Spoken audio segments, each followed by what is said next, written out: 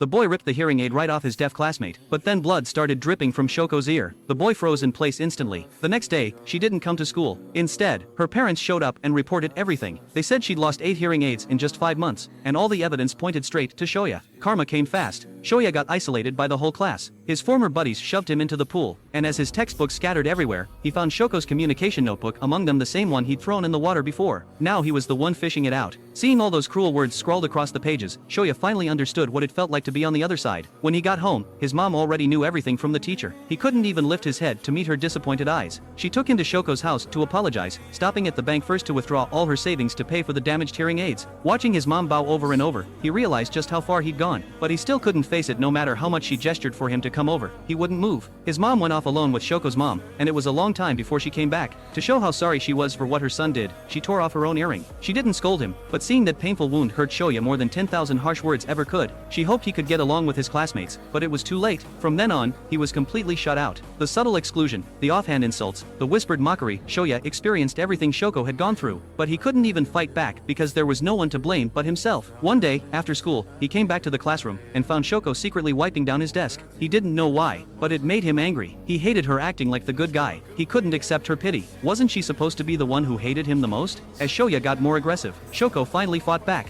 and they ended up in a struggle. But he never expected that would be the last time he'd ever see her. The next day, Shoko transferred to another school. After she left, no one cleaned his desk anymore. The days of being targeted by everyone felt endless and dark. Shoya thought things would be different once he moved on to a new school, but at the very first assembly, he overheard his old friend telling new classmates what he'd done. Just like that, he was isolated all over again. Every time he walked through a crowd, he was convinced people were talking about him. He couldn't fit in anywhere, couldn't even have a normal conversation. In his eyes, everyone's face was marked with a big X. He started to wonder if maybe death was the only way out.